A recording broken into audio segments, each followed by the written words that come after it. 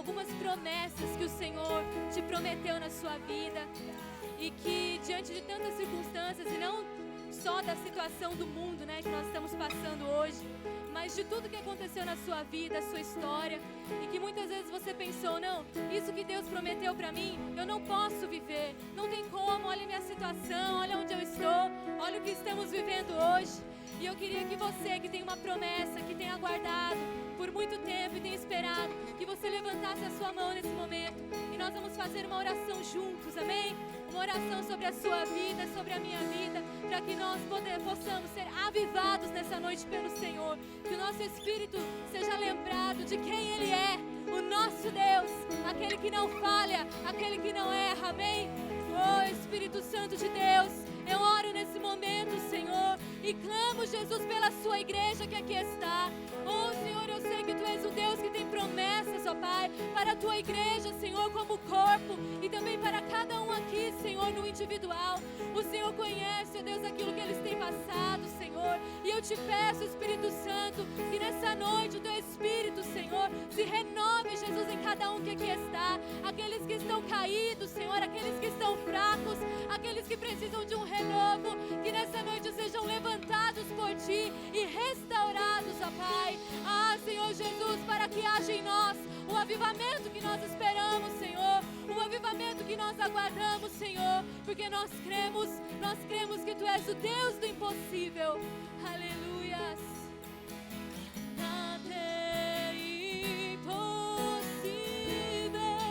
para Ti. Nada é impossível.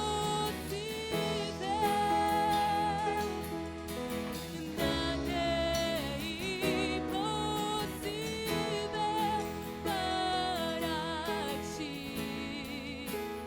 Tens o meu mundo em Tuas mãos. Nada é impossível para Ti. Nada é impossível.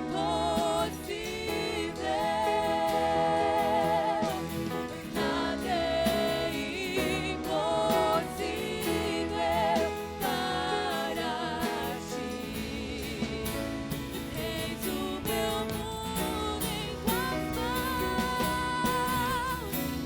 Creio que Tu és a cura. Creio que és tudo para mim. Nós cremos, Senhor. Aleluias. Creio que Tu és a vida. Creio que não há outro igual a Ti. Jesus, eu preciso de Ti. Não há outro igual a Ti. Jesus, eu preciso de Ti.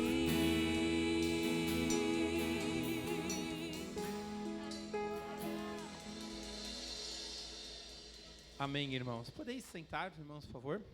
Fazer o momento agora, né, da oferta com vocês. E pedir para os irmãos, quiser acompanhar, está lá em 1 Coríntios 13:3. Nós estamos hoje no 13:3, né? Tiago 13:3 e aqui agora Coríntios também 13:3. E ainda que eu distribua todos os meus bens entre os pobres, e ainda que eu entregue o meu próprio corpo para ser queimado, se não tiver amor, nada disso me aproverá. Então, aqui está falando aqui para a gente não dá a oferta, não dizima por automático. Nós temos que dizimar e ofertar com o coração, sabendo que esse valor que nós entregamos aqui no altar, Deus vai nos recompensar, Deus vai nos abençoar. Porque quando nós trazemos a oferta aqui ao altar, nós sabemos que a nossa igreja é uma igreja que tem tantos trabalhos, e aí você vai fazer o quê? Você vai levar o evangelho a lugares aonde nós não conseguiríamos ir. mas por intermédio das nossas ofertas, por intermédio dos nossos dízimos, a nossa igreja consegue cumprir esse mandamento, que é levar o evangelho aos 4 cantos deste planeta. E assim, quando você oferta, vou levar por levar, vou levar porque está escrito na Bíblia. Não, você tem que trazer com o coração, trazer com adoração, porque nós fazemos isso, não é porque está lá no regimento da nossa igreja, nós fazemos isso por amor, nós fazemos isso por obediência ao nosso Senhor, amém? Eu estava refletindo rapidinho aqui em casa esses dias, todo mundo falando esse negócio de pandemia, daqui pandemia de lá. Na minha casa também está tendo um monte de pandemia lá, uma pandemia de bênçãos de Deus na nossa vida. Deus tem guardado, Deus tem suprido. Então a pessoa fala, eu estou com uma dificuldade. Eu estou na bênção. Eu não tenho dificuldade. Eu aprendi uma coisa esses últimos tempos da minha vida, que eu tirei do meu vocabulário uma palavrinha chamada difícil. Por que tirei difícil? Eu coloco outra coisa. Quando você pensa em difícil, você fala, já não consigo fazer. Agora, quando você fala complicado, parece mais fácil de você resolver. Então, quando você tira isso, quando você se desliga desse problema que está tendo aí fora, desse monte de pandemia, não é só do coronavírus, é pandemia de violência, é pandemia de a violência dentro do lar. Vocês viram aí quantas famílias foram atingidas, quantas famílias estão sendo destruídas neste momento em que a família está em casa, né? A gente sabe que está tendo muito divórcio, muita violência, feminicídio, violência contra as crianças. Não é somente o coronavírus. Então, essas pandemias já existiam lá. Só que nós, servos do Senhor, estamos o quê? Guardados. A única coisa que está acontecendo na nossa casa é o quê? Bênçãos de Deus. Amém? Gostaria de chamar agora o presbítero Ricardo. Irmão, pode recolher a oferta. Você fica aí em cima, quietinho, que vai passar, o diácono vai levar para você a salva, vai recolher a tua oferta. Tá bom? Queria chamar o presbítero Ricardo. Ele está descendo ali. Enquanto ele chega, vamos orar pelas ofertas? Pode orar. Mas vamos orar então pelas ofertas antes, enquanto ele chega. Jacob é assim, gente, é sempre assim. Então vamos orar. Senhor, nosso Deus, nosso Pai Todo-Poderoso, nós te agradecemos, Pai querido, Pai Santo, por podermos estar na Tua casa e ofertando ao Senhor, entregando a Ti, Senhor, aquilo que o Senhor tem nos dado, ó Pai, devolvendo, Pai querido, Pai Santo, com amor, com carinho, com zelo, porque o Senhor tem nos suprido todas as nossas dificuldades, tudo aquilo que o Senhor tem nos dado, o Senhor tem abundado em nossa casa, em nossa família, Senhor, e onde nós passamos, por onde nós entramos, nós estamos levando, Senhor, a Tua palavra, levando o Teu carinho e o Teu cuidado, Pai querido, Pai Santo. Nós te agradecemos, Pai querido, porque o Senhor tem sido maravilhoso com cada um de nós, em nome de Jesus. Amém.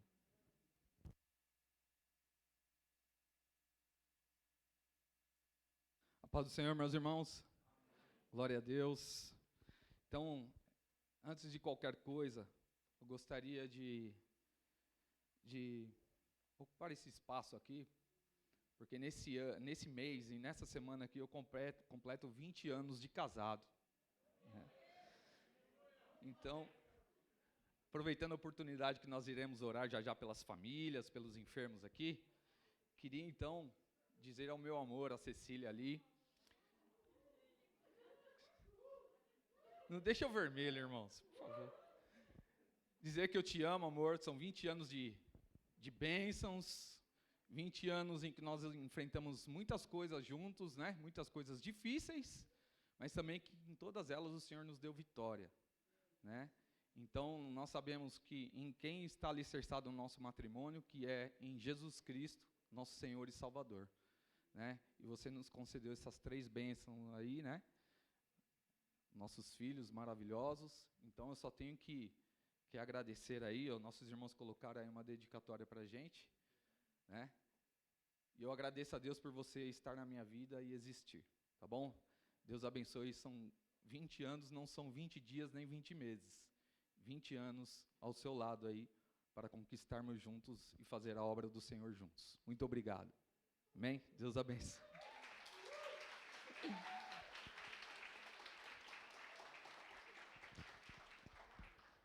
Para que não fique só nas minhas palavras, diz assim: bem-aventurado, no Salmo 128, Bem-aventurado aquele que teme ao Senhor e anda nos seus caminhos.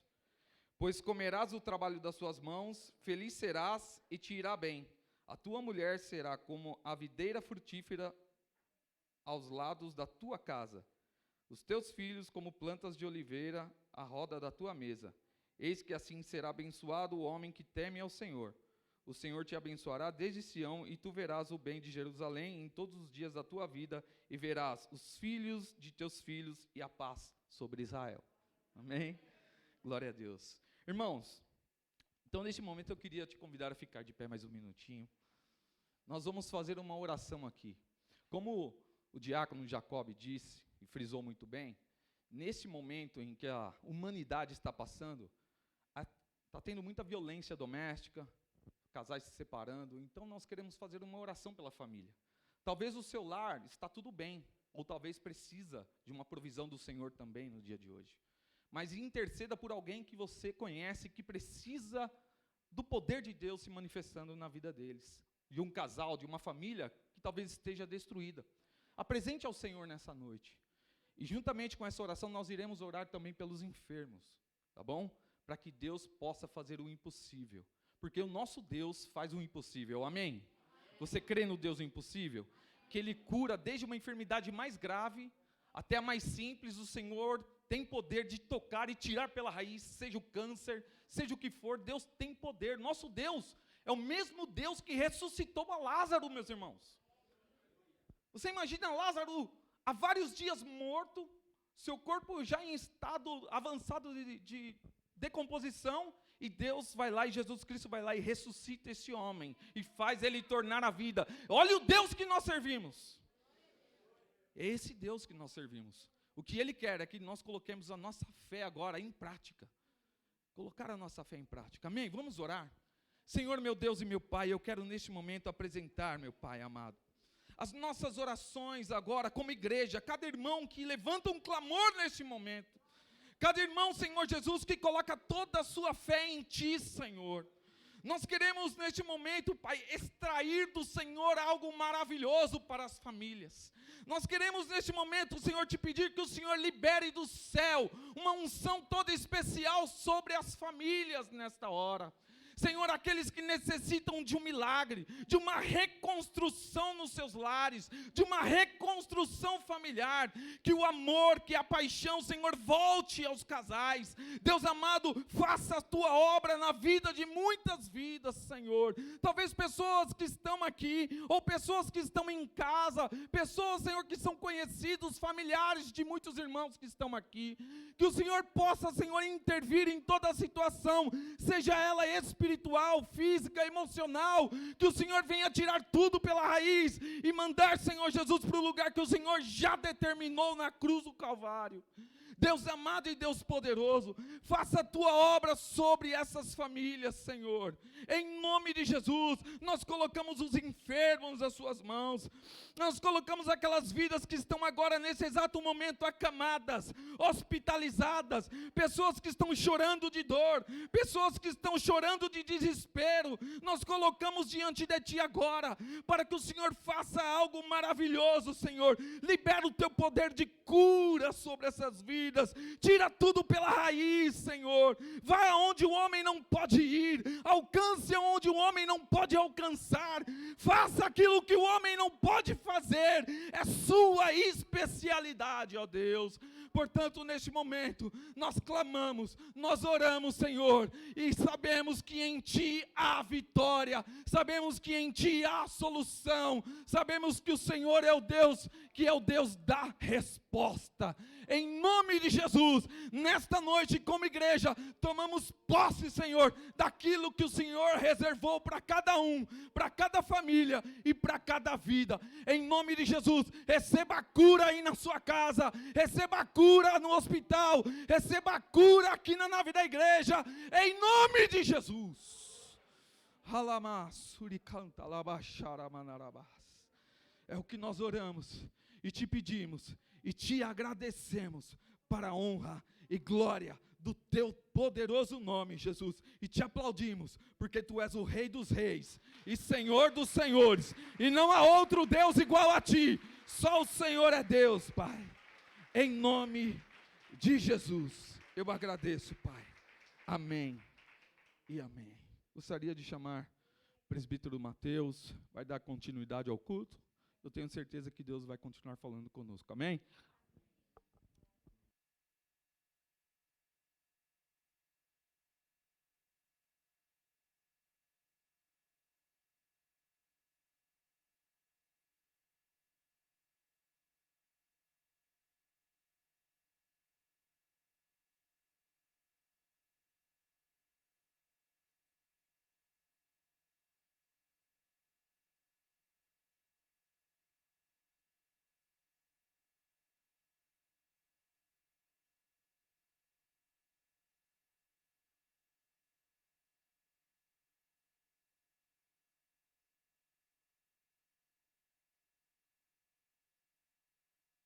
Paz do Senhor a todos. Irmãos e irmãs, como é bom estar de volta. Estava com muita saudade de todos. Bom viajar, é bom passear, mas não tem lugar melhor do que a nossa casa. Muita saudade da igreja, do pastor, da Marília, de todos vocês. Hoje a Dina não pôde estar, porque ela não está muito bem de saúde, né? Mas sei que ela está vendo em casa. E que maravilhoso estarmos aqui na presença do Senhor. Já estou feliz, já estou realizado nessa noite por adorar a Deus. Você pode sentar, essa leitura é um tanto quanto extensa. É Lucas, capítulo de número 15.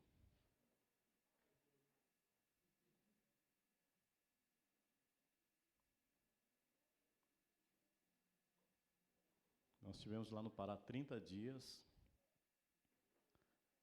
Eu descobri que alguns lugares, irmãos, olha, agradeça a Deus. Descobri que alguns lugares, a provisão de Deus é jacaré dentro de casa.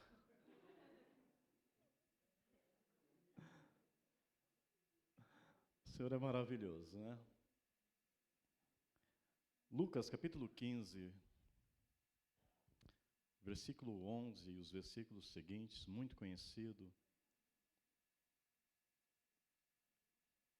Diz assim: E disse: Um certo homem tinha 2 filhos. E o mais moço deles disse ao pai: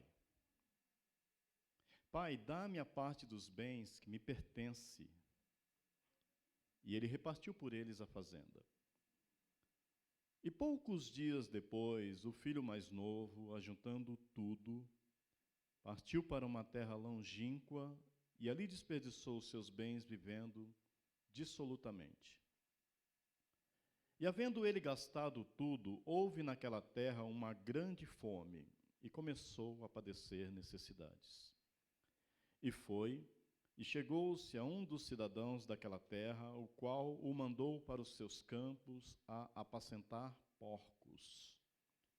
E desejava encher o seu estômago com as bolotas que os porcos comiam, e ninguém lhe dava nada.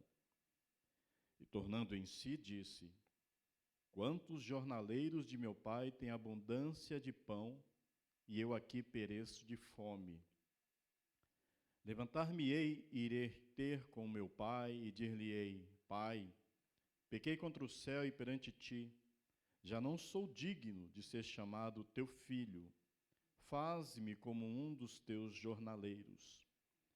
E levantando-se foi para seu pai, e quando ainda estava longe, viu-o seu pai, e se moveu de íntima compaixão, e correndo lançou-se-lhe ao pescoço e o beijou. E o filho lhe disse: Pai, pequei contra o céu e perante ti, e já não sou digno de ser chamado teu filho. Mas o pai disse aos seus servos: Trazei depressa a melhor roupa e vestilho, e ponde-lhe um anel na mão e alparcas nos pés, e trazei o bezerro cevado, e matai-o, e comamos, e alegremo-nos, porque este meu filho estava morto e reviveu, tinha-se perdido e foi achado, e começaram a alegrar-se. E o seu filho mais velho estava no campo, e quando veio e chegou perto de casa, ouviu as músicas e as danças, e chamando um dos servos, perguntou-lhe que era aquilo. E ele lhe disse: Veio teu irmão, E teu pai matou o bezerro cevado, porque o recebeu são e salvo. Mas ele se indignou e não queria entrar. E saindo o pai, instava com ele. Mas respondendo ele, disse ao pai: eis que te sirvo há tantos anos, sem nunca transgredir o teu mandamento, e nunca me deste um cabrito para alegrar-me com os meus amigos. Vindo, porém, este teu filho, que desperdiçou os teus bens com as meretrizes, mataste-lhe o bezerro cevado. E ele lhe disse: filho, tu sempre estás comigo, e todas as minhas coisas são tuas. Mas era justo alegrarmos-nos e folgarmos, porque este teu irmão estava morto e reviveu, e tinha se perdido e achou-se. Amém. A parábola do filho pródigo é um texto muito conhecido. E eu queria colocar um título nessa mensagem como o perdão como elemento restaurador das famílias. Perdão como o elemento restaurador das famílias. Eu estava vendo uma estatística do IBGE, e o número ele me assustou, porque o IBGE, no último censo, diz que o número de divórcios no Brasil aumentou 75% nos últimos 5 anos. E também o número de pessoas com depressão ou crises emocionais profundas já passou de 12 milhões de pessoas no Brasil, incluindo crianças e adolescentes. Esses números, eles revelam que as famílias brasileiras estão em um momento de uma crise muito grave. E nesses números, pasmem, quase 50% desses números são de origem de famílias de tradição evangélica. Então, o número de divórcios no meio das famílias evangélicas e o número de pessoas depressivas, de crianças e adolescentes depressivos, é praticamente igual ao de qualquer outro ramo de religião ou de qualquer igreja tradicional. Então, nós chegamos à conclusão que as famílias precisam urgentemente de uma restauração. Essa parábola aqui ela é mais do que uma curiosidade. Ela revela um problema que atingiu os nossos relacionamentos. Ela revela que a situação das famílias nem sempre é tão boa, mas também ela mostra que existe possibilidade de cura. E é isso que eu quero pregar nessa noite. Dizer que há curas para as nossas famílias. Dizer que há salvação para as nossas famílias, para os nossos relacionamentos familiares. Sabe por que eu creio que Deus colocou esse texto no meu coração?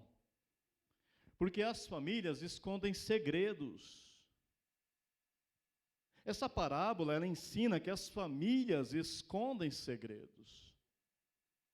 Quando as cortinas caem, os personagens desaparecem. E os atores, eles se revelam. Você observa essa família é uma família que parece uma família ideal. Irmãos trabalhando unidos, trabalhando junto com o pai, praticamente uma empresa familiar, uma família que vive em harmonia com os empregados, os filhos em harmonia, seguem uma rotina, eles acordam, eles tomam café, eles trabalham, eles conversam, eles dormem, você não percebe crise. Mas sabe, Abraham Lincoln, ele disse que é possível enganar parte do povo todo o tempo, todo o povo parte do tempo, mas não todo o povo todo o tempo. Eu queria acrescentar que nenhuma dessas possibilidades acontece com Deus. Porque eu não posso esconder o meu estado para minha esposa, nem ela. Eu posso esconder, aliás, para minha esposa, ela esconder de mim, e isso pode acontecer em todas as famílias que estão presentes nessa noite e assistindo em casa. Porém, de Deus ninguém esconde.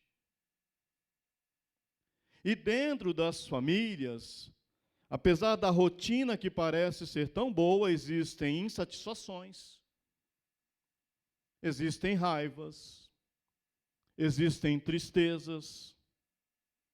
E como Jesus afirmou, não existe nada que esteja encoberto que não seja de ser descoberto. Jesus falou, não há nada que está encoberto que não há de ser manifesto, e nem oculto que não haja de saber-se vir à luz. Esse número de divórcios que eu falei nas famílias evangélicas revela que por trás da aparência existe muita coisa que só Deus está vendo. Mas essas mágoas, elas acabam se manifestando, sabe de que forma? Pelas palavras que são ditas. Jesus falou que o coração, quando ele está cheio, a boca fala daquilo que o coração está cheio. E eu penso na surpresa desse pai, quando num dia que ele imagina que a rotina vai ser a mesma, vai tomar café com seus filhos, eles irão lá para a lavoura, irão trabalhar, irão dar tarefa para os empregados. O filho chega para o pai e fala, pai, me dá a parte da fazenda que me pertence. Sabe, igreja, esse me pertence é a causa de todos os males familiares. Esse me pertence fala sobre o meu direito. O meu direito.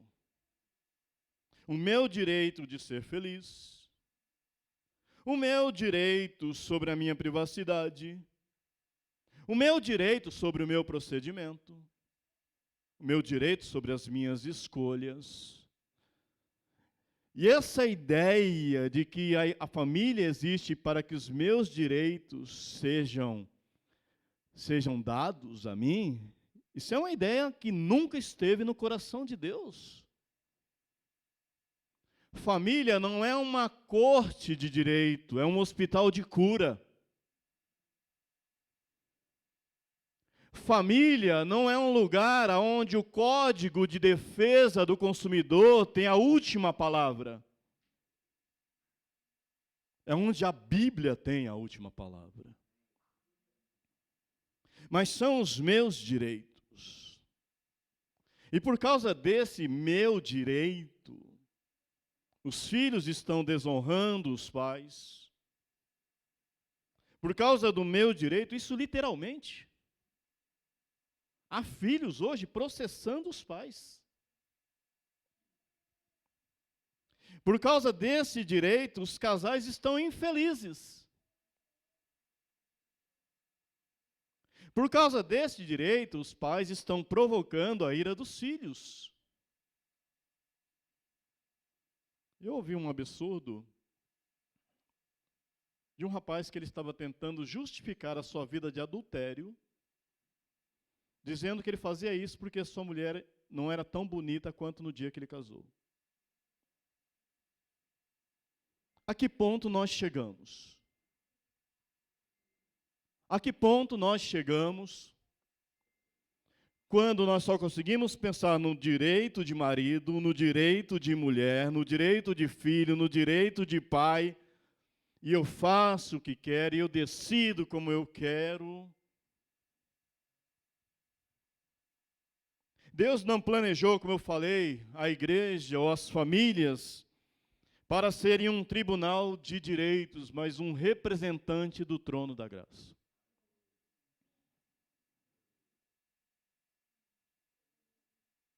Você sabe muito bem, você já assistiu estudos sobre casamento, nós não casamos para sermos felizes. Nós casamos para fazer alguém feliz. Os pais têm os filhos não para que seus direitos sejam somente preservados, mas para implantar neles o caráter de Cristo. Os filhos também não têm o direito de fazer o que querem e acharem que tudo está bem.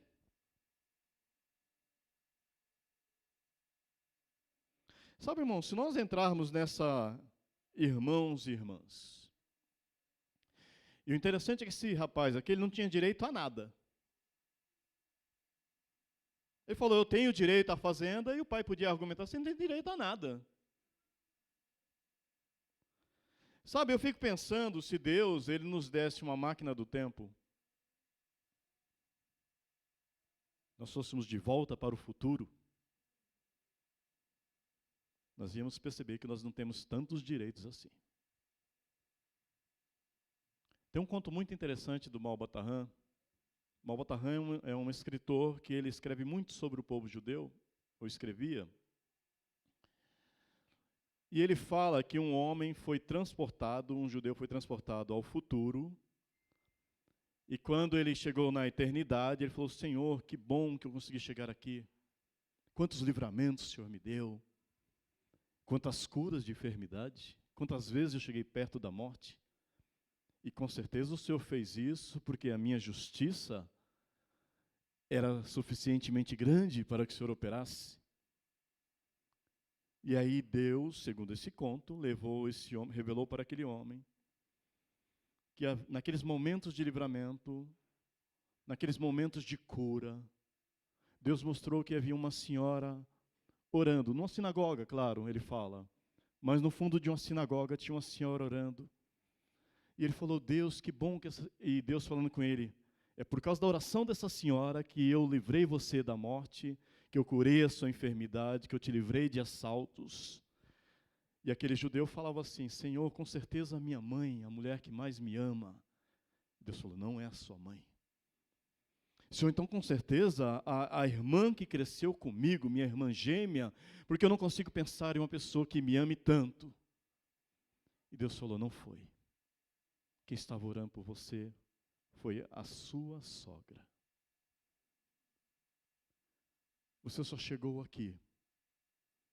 Você chegou aqui porque a sua sogra estava orando por você. Uma pessoa que ele nem cogitou, que ele nem pensou, e ele só chegou lá porque no futuro Deus mostrou para ele que havia pessoas orando por ele. Será que Deus não vai mostrar surpresas assim para nós? Que nós somos abençoados porque pessoas oraram por nós e algumas vezes pessoas que nós nem esperávamos? Ou, voltando para os filhos, e se Deus nos permitisse entrar numa máquina do tempo e voltássemos para o passado? Hoje os filhos fazem o que querem, tomam as decisões que querem, porque eles falam, eu tenho direito sobre a minha vida. A mídia está dizendo que os filhos têm direito a fazer o que querem, com o seu corpo, com a sua vida, com a sua sexualidade, enfim, com tudo. Mas se Deus nos colocasse, ou colocasse os filhos em uma máquina do tempo, é muito possível que você veria cenas assim. Um pai sem um carro, saindo de madrugada, para levar uma filha com febre a um hospital, porque ele não tinha dinheiro para pagar. Era isso que você iria enxergar. Ou talvez você iria ver lá no passado, que o bife que você comeu era o último, porque a sua mãe se recusou a comer. Está na hora de pararmos de advogar os nossos direitos e levantar as mãos aos céus e agradecer a Deus pela família que Ele nos deu. Agradeça a Deus pelo esposo que Ele te deu, pela esposa que Ele te deu, pelos filhos que você tem, pela casa que você mora. Pode ser simples, pode ser pobre, mas tem a presença de Deus lá. Ou pelo menos espera-se que haja. Essas palavras agressivas estão matando as famílias. Salomão falou que as palavras se tornam como espadas para derramar sangue. Essa é a atitude do filho. Ele chega para o pai, pai, eu quero que o senhor morra, e morra rapidamente, porque os meus direitos estão sendo lesados.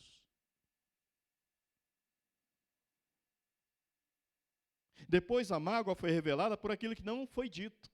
Interessante, né? Sabe, irmão, silêncio nem sempre é sinal de harmonia, mas é de indiferença. Indiferença é o contrário do amor. Nós imaginamos que o contrário do amor é ódio, mas não é. Tem famílias que vivem em um silêncio de indiferença. Os corações são transformados em sepulturas e a família é colocada lá dentro. A palavra pródigo, eu nem sabia o que significava essa palavra. Nós falamos ela tão rotineiramente, né? Mas a palavra pródigo, ela pode ser traduzida por desperdiçador. E a raiz dessa palavra no latim é alguém que faz acontecer por teimosia. Você conhece alguém assim? Alguém que faz a coisa acontecer por teimosia, não olhe para o lado. Dureza de coração. Era isso que o silêncio do filho queria transmitir. Você chegava na casa nesse tempo, você percebe que não há mais diálogo entre esse filho mais novo e o pai, e entre esse filho mais novo e o irmão mais velho. E quem chega nessa casa pode imaginar, meu Deus, que silêncio, que paz. Em alguns casos, a família em silêncio não significa paz, mas significa indiferença. Esse filho se fechou contra toda a influência positiva de solução da crise. Ele não queria ouvir solução. E sabe, é aquela questão, né? Quando acontecem as crises na família, está tudo bem? Está tudo bem. Mas no final não está tudo bem. Porque as famílias se isolam e se fecham e ficam no seu direito e não conseguem mais ouvir a voz de ninguém, como esse rapaz. Eu não vou falar com ninguém, eu vou agir, porque eu quero teimar e não quero saber de reconciliação e não vou ouvir a voz de ninguém. E nem mesmo a voz do Espírito Santo. As famílias escondem esses segredos. Mas o problema, irmãos, é que lá em Hebreus está dizendo assim, mas todas as coisas estão nuas e patentes perante os olhos daquele com quem nós temos de tratar. Deus não mandaria uma mensagem como essa se não houvesse necessidade nessa noite. O segundo ponto, a família escolhe como vai reagir diante da dor. O filho mais velho, ele reage, sabe como? Se fechando ao diálogo. E ele foca no trabalho da fazenda, porque o trabalho aumentou muito. Um terço da fazenda foi vendido. E ele foca naquele trabalho. Mas isso daqui é uma reação de fuga. Esse foco no trabalho, na verdade, era uma reação de fuga, porque ele não queria conversar mais com o irmão mais novo. O Raul Seixas, ele dizia que as pessoas estão muito ocupadas para pensar. E eu acho que esse é um dos problemas das nossas famílias. Nós estamos muito ocupados para pensar.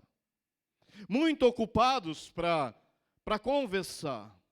Muito ocupados para o diálogo. As nossas agendas estão muito cheias. As nossas carreiras se tornaram muito importantes. Os nossos compromissos consomem o nosso dia. A maior parte da nossa vida é dedicada à internet. Ou a preocupação excessiva conosco mesmo. As famílias estão doentes. Há 10 dias atrás eu ouvi uma frase de uma mulher falando assim, eu estou extremamente, com essas palavras, viu? Eu estou extremamente preocupada com o meu peso. Até aí, tudo bem? Só que essa mulher tinha 5 anos de idade. O que está acontecendo em um lar onde uma criança de 5 anos de idade está preocupada com o seu peso? As famílias estão assim, se isolando, se entulhando, porque é esta reação. O pai reage de forma diferente. O pai, ele reage, o filho... Olha que interessante, o filho mais velho foi ofendido, não foi? Foi. O pai foi ofendido, não foi? Foi. O filho mais velho, ele se joga no trabalho porque ele não quer mais conversar. O pai faz diferente, o pai reage investindo na esperança e não na ofensa. Sabe, irmãos, investir na ofensa é plantar uma raiz de amargura. Todas as vezes que eu penso em alguma ofensa que eu sofri, eu estou plantando uma raiz de amargura. Mas sabe o que é ruim de plantar a raiz de amargura? É porque a raiz de amargura que eu planto, eu mesmo vou comer. E essas raízes de amargura estão sendo servidas dentro das famílias. É manter acesa a chama da nossa própria dor. Pensar nas ofensas é alimentar a própria dor. É guardar munição para uma guerra civil dentro de casa.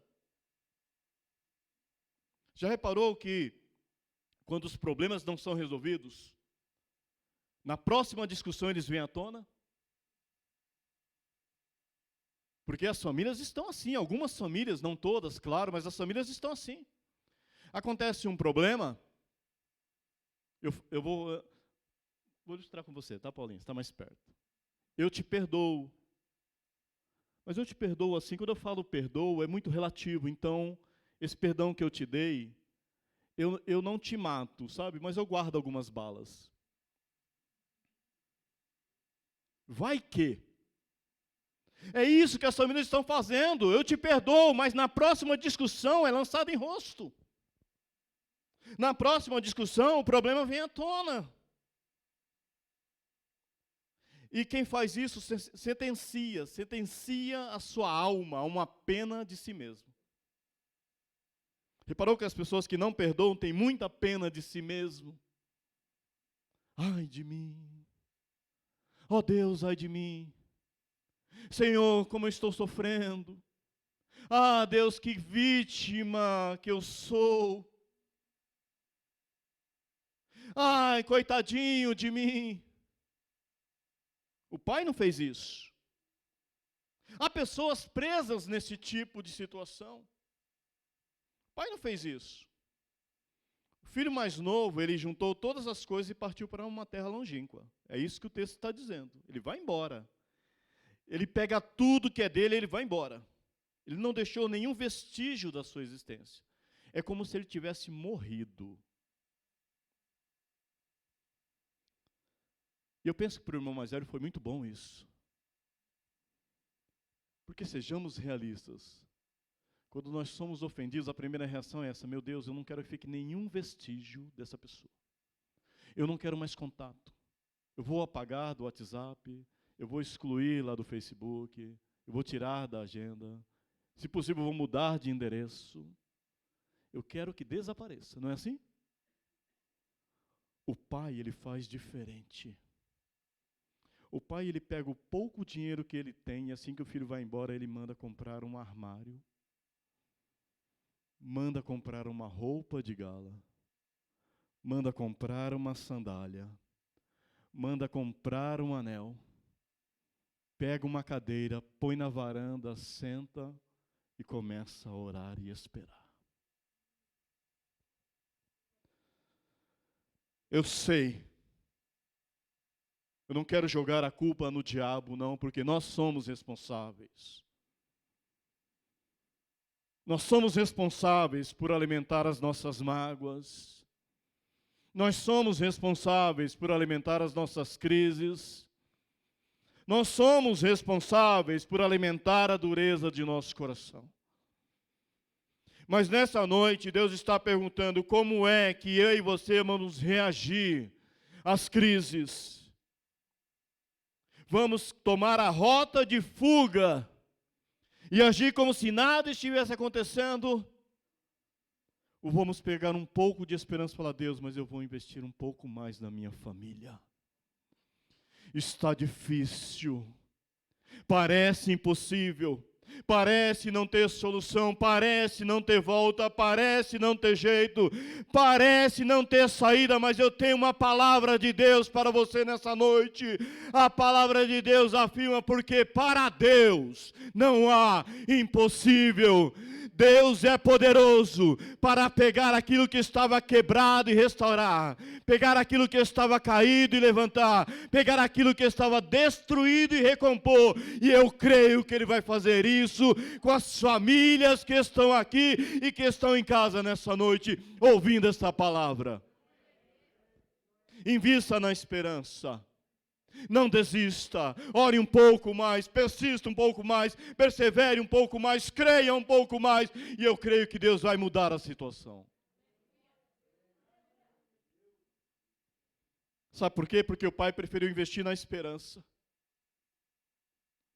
Eu investi na esperança quando meu pai estava lá como mendigo. E a minha família dizia, o teu pai, Mateus, não tem mais jeito. Eu investia na oração. Invista no teu filho, invista na tua filha, invista no teu casamento. Porque Deus mandou esta palavra. Não foi para nos fazer saltar emocionados, mas para mostrar que Ele te deu uma ferramenta poderosa chamada perdão. Então use esta ferramenta para restaurar a tua família. Escolha como você vai reagir diante da dor. E por último, a família ela decide pela pausa temporária ou pelo fim do conflito. Tem uma música do Zé Geraldo, chamada O Profeta. Tem um verso bem interessante que fala assim: a vida é uma escola, aonde o viver é livro e o tempo professor. E nessa faculdade até hoje ninguém se formou. Nós podemos acrescentar que se a vida é uma escola, o viver é o livro e o tempo professor, a família é a sala de pós-graduação. As maiores lições se aprendem dentro da família. Sabe qual foi a principal lição que esse jovem aprendeu? Eu era feliz e não sabia. Eu tinha tanto e não sabia. Deus me deu tanto e eu não sabia. Não espere perder para valorizar. Não espere olhar para o lado e ver o lado da cama vazio para valorizar. Valorize agora. Porque este rapaz, ele aprendeu a duras penas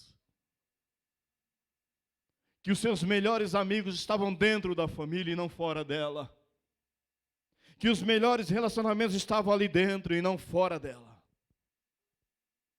E ele aprendeu que as pessoas que pareciam amá-lo não o amavam. E as que pareciam não amá-lo eram quem o amava.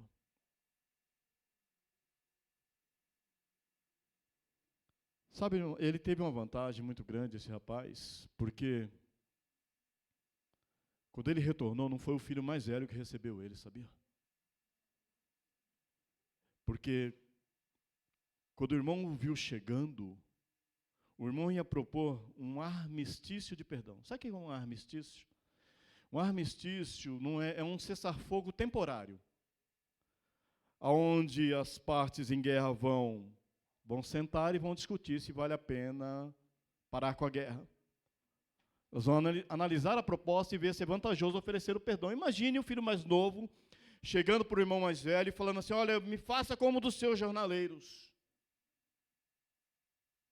O irmão mais velho na hora ia aceitar essa proposta.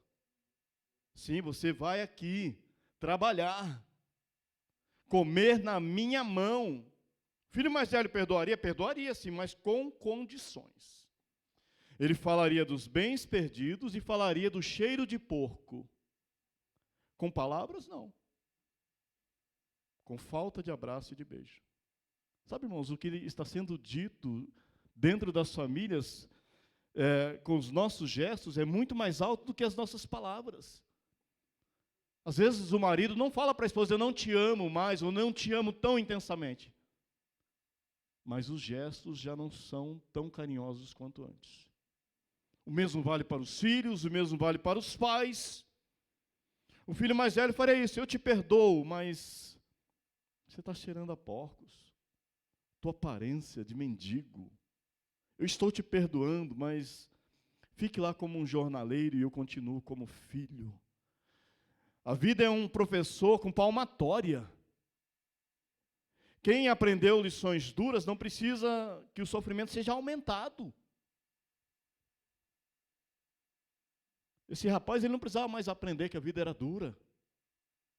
Às vezes nós perdoamos, mas nós queremos mostrar, está vendo? Está vendo as consequências da sua decisão? Está vendo o que você fez com a sua herança? Está vendo o que você causou ao nosso pai?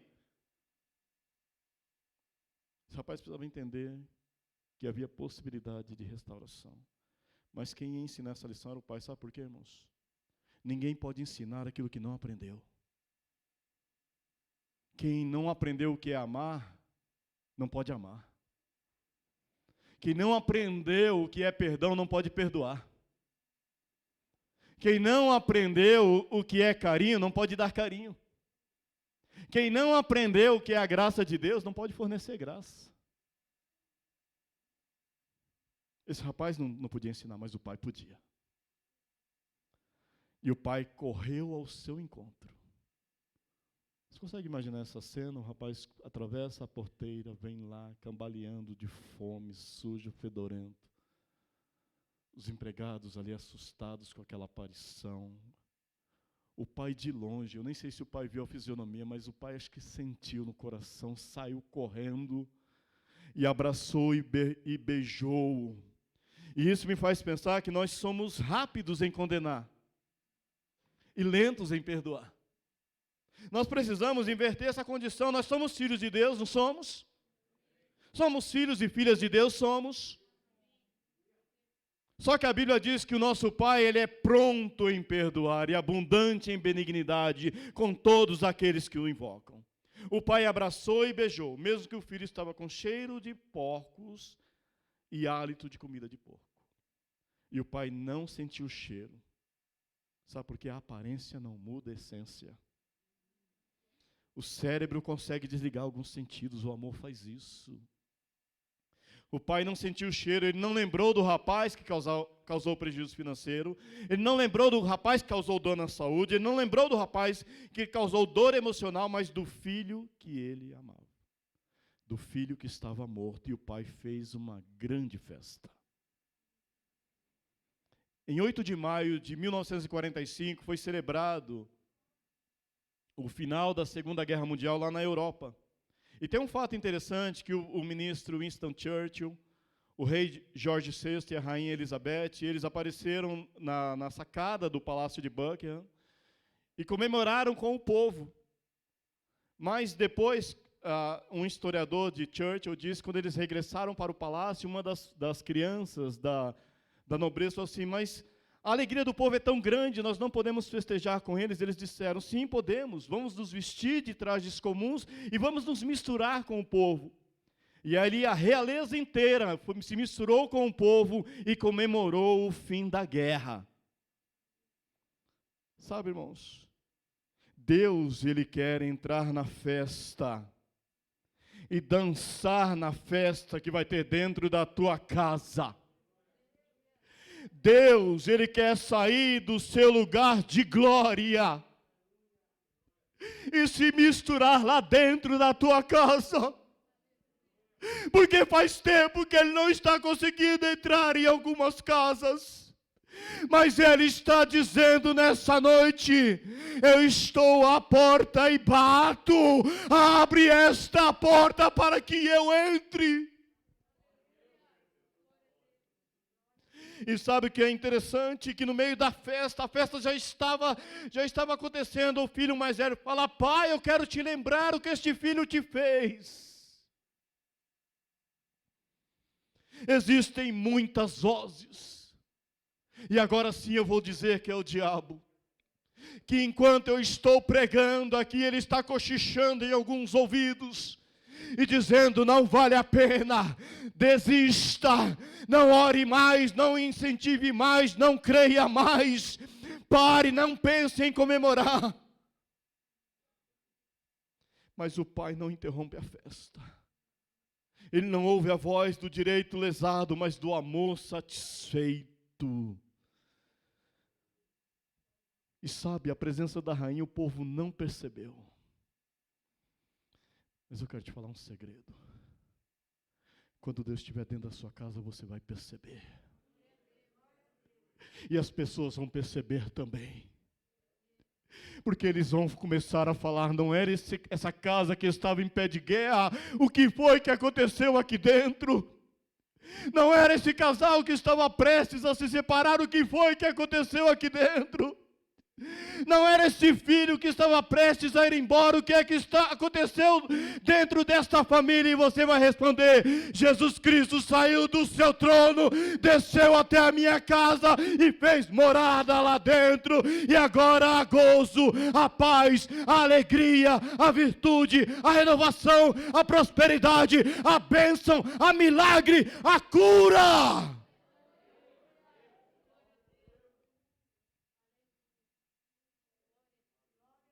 Você pode ficar em pé, por gentileza. Hoje Deus está na mesa de reconciliação no centro. E Ele está perguntando o que foi que eu e você trouxemos para este culto. Nós trouxemos um acordo cheio de condições. Ou nós trouxemos um perdão incondicional. Paulo, ele orientou os colossenses: perdoem. Mas essa palavra perdão é muito vaga. Eles talvez pensassem, como muitos pensam: será que é para perdoar como o banco perdoa, que perdoa, cancela a dívida, mas o crédito não volta? Será que é para perdoar como o povo da Assíria, que perdoava, mas castigava e marcava para que não fosse esquecido quem é que mandava? Será que este é o perdão? Não. Ele fala assim: assim como Cristo vos perdoou, perdoai-vos também. Porque nós oramos assim. Quero concluir com uma oração que você refletisse muito. Se possível, feche seus olhos, por gentileza. Pai nosso, que estás nos céus, santificado seja o teu nome. Venha o teu reino.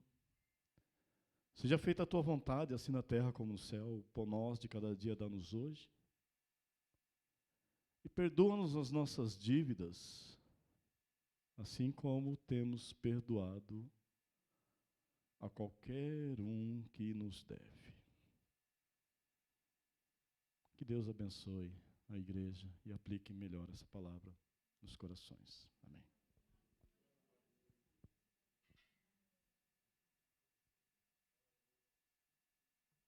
Amém, queridos. Deus abençoe. Quero passar alguns avisos.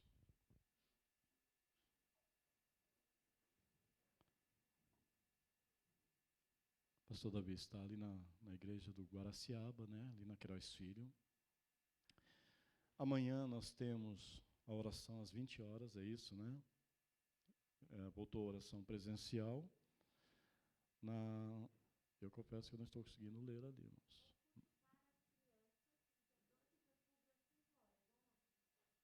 Culto para as crianças, dia 12 de outubro, às 17 horas, online. Quarta-feira também o nosso culto doméstico, né? Ainda também não é presencial ainda, né? Sim. Domingo, a IBD pela manhã, nosso culto à noite. Há mais algum aviso que eu estou esquecendo? Não? Amém, queridos. Que você tenha uma ótima semana. Quero convidar o presbítero Jackson, por gentileza. Vai fazer a oração final e perpetrar a bênção apostólica. Lembrando também que a saída do templo segue o mesmo procedimento. Os irmãos e irmãs da galeria descendo a rampa, saindo aqui pela saída lateral, e os demais aguardem a orientação dos diáconos.